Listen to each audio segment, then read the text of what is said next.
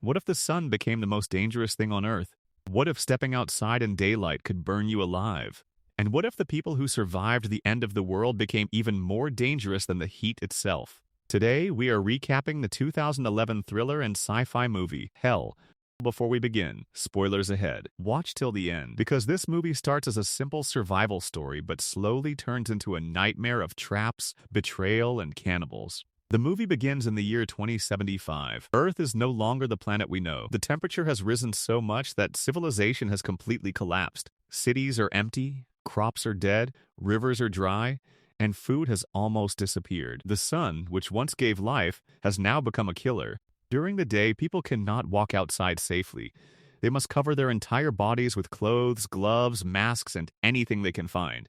One mistake, one exposed hand, one moment too long under the sun, and they could die. In this destroyed world, we meet three survivors: Marie, a brave young woman; Leonie, her younger sister; and Philip, Marie's lover. They are traveling through the wasteland in an old Volvo car.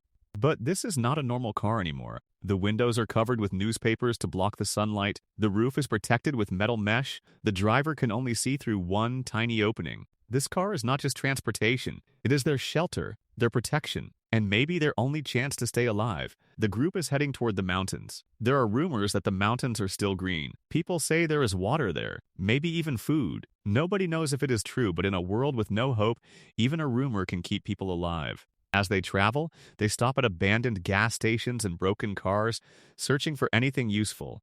A little fuel, a little food, a few drops of water. Even water trapped inside old pipes is worth risking their lives for.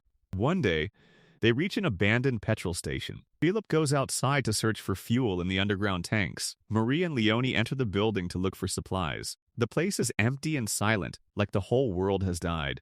After searching for a while, the sisters manage to drain some water from the bathroom pipes. For a second, it feels like a small victory. But while they are busy, a hooded stranger sneaks into their car. He steals their food and water. Marie sees him and screams for Philip. Philip runs back, furious. But when Marie looks around, she realizes something even worse. Leonie is gone. Marie panics. She calls her sister's name again and again, but there is no answer. She rushes inside the station and finds Leonie being held hostage by the hooded man. The stranger finally speaks. His name is Tom. He tells Marie to put down her weapon.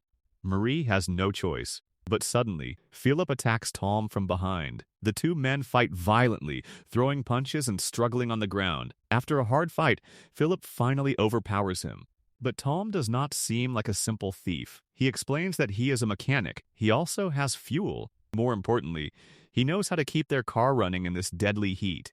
Tom warns them that their old Volvo is not made for such extreme temperatures. If they keep driving like this, the engine could fail at any time. He asks for some food and water in exchange for his help. Marie and Leonie do not trust him, but Philip thinks having another man in the group could be useful. So, even though everyone feels uneasy, Tom joins them. Now there are 4 survivors in the car. They continue their journey toward the mountains. The roads are empty, dry, and lifeless. But suddenly, they see a huge metal obstacle blocking the road. Philip and Tom get out to move it, but it is too heavy. Finally, they use the car to push it away. For a moment, everyone feels happy. They cheer, because in this world, even clearing a road feels like winning a battle. Then, they notice a wrecked car down the hill. Philip and Tom go to check it. They find the dead owners, a French couple, and also discover supplies, water, fuel, and food. Philip calls Marie and tells her to bring bottles and canisters. But Marie does not want to leave Leonie alone. Leonie hears this and feels hurt. She understands that they see her as weak, like a burden. So she tells Marie to go and locks herself inside the car. Marie finally goes down to help the men. At the wrecked car, they find a bottle of French perfume and laugh for a moment. It is a tiny piece of the old world, a world with beauty, comfort, and normal life. But that moment does not last. Suddenly, Leonie screams. Marie, Philip, and Tom rush back. Marie runs as fast as she can, but she falls and hits the ground. When she wakes up, she is alone in the woods. Tom finds her and tells her the horrible truth. The roadblock was a trap. By the time he and Philip reached the car, Leonie had already been taken. Marie is shocked. Her little sister has been kidnapped. When they meet Philip again, Marie begs him to help rescue Leonie. But Philip does not want to go back. He says it is too dangerous. He wants to keep moving toward the mountains. Marie cannot believe what she is hearing. Leonie is not just another survivor. She is her sister. As they argue, Tom sees smoke in the distance. They follow it and find a camp. There, they see Leone and other prisoners chained like animals. The people at the camp are not just survivors. They are hunters. Tom quickly makes a plan. Marie will steal back the car. Tom and Philip will create a distraction and rescue Leone. They will use a Molotov cocktail to spread panic. Marie agrees immediately. She sneaks to the car and starts the engine. Then Tom throws the Molotov cocktail. Fire explodes and the kidnappers panic. Marie waits for Tom, Philip, and Leone. But then Philip runs to the car alone. He tells Marie to drive. Marie keeps asking, "Where is Leone?" Philip says they could not free her. He says they had no choice. But his voice tells another story. As they escape, Philip injures his foot. He tells Marie that Leone is already lost and they must forget her. But Marie realizes the truth. Philip never really tried to save Leone. He was too scared. Marie is heartbroken and furious. She decides to search for Leone alone.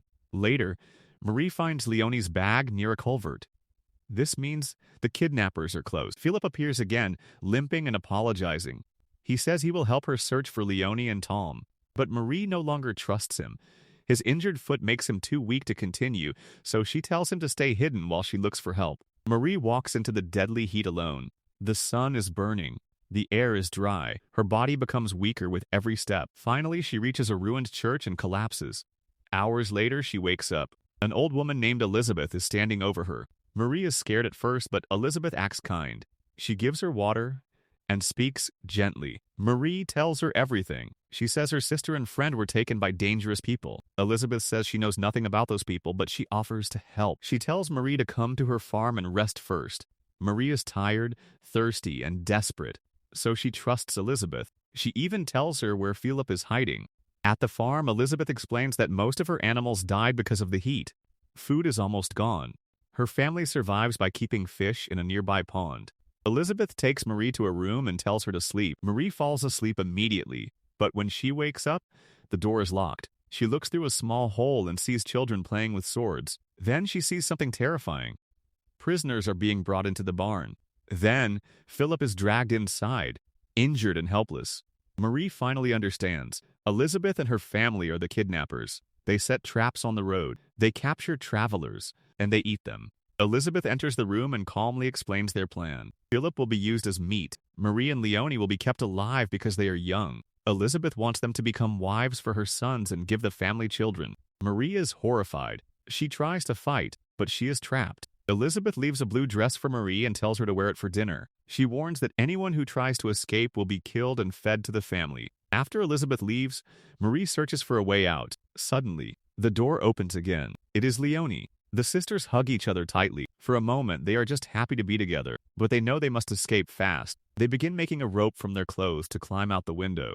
But before they can finish, Elizabeth's son Miha comes inside. He says he is there to treat Leone's wounds. Marie acts quickly. She distracts him by kissing him. When he lets his guard down, she hits him with a piece of wood. Miha attacks her and starts choking her, but Leone saves Marie by hitting him. The sisters prepare to escape. Marie tells Leone to climb out first and hide in the woods. Leone escapes, but before Marie can follow, someone comes to the door. Marie realizes she needs to act smart. She puts on the blue dress and goes downstairs, pretending to obey. In the kitchen, Elizabeth's whole family is waiting for dinner. They chant in a strange and frightening way. Human flesh is placed on the table. Marie is given a plate. Everyone watches her. They want her to become one of them. Marie cannot take it anymore. She tries to run, but Miha catches her. She is chained in the butcher room where she sees Philip tied up across from her. The man who abandoned Leone is now helpless himself. Soon, Miha enters and kills Philip. His body will become food for the family. But Marie still refuses to die. After Miha leaves, she manages to free herself. She takes a knife from Philip's clothes and escapes. She enters the barn and finds many prisoners, including Tom. She frees them, and chaos begins. Everyone runs. Elizabeth's family chases them. Tom fights back bravely and saves Marie when one attacker almost kills her. Marie runs into the woods to find Leone. At last, she sees her sister, but Elizabeth and one of her sons have caught her again. Elizabeth tells Marie that she thought she was special. She says Leone will stay with the family and become part of their future. Marie stays calm. She waits for Elizabeth to come closer. Then, at the perfect moment, Marie stabs her. Elizabeth falls. Marie frees Leone and the sisters escape with Tom. The three survivors continue toward the mountains. Finally, they reach cooler land. They see drops of water. They even see birds flying in the sky. For one short moment, it feels like hope has returned. Maybe the rumors were true. Maybe there is life ahead. Maybe they have survived the worst. But then they reach the top of the ridge and look down. There is no Greenland, no safe world, no beautiful future waiting for them. Only more dry, dead wasteland stretching as far as they can see. The movie ends with Marie, Leonie, and Tom standing at the edge of the valley. They are alive, but their journey is not over. The sun is still burning, the world is still dying, and in this new Earth, survival is the only hope left. And that was Hell from 2011. This movie shows that the end of the world may not come from monsters or aliens. It may come from heat, hunger, fear, and the darkness inside humans. If you enjoyed this recap, make sure to like the video, subscribe to the channel, and comment below. Would you keep searching for the mountains? Or would you give up in a world like this? Thanks for watching, and I will see you in the next recap.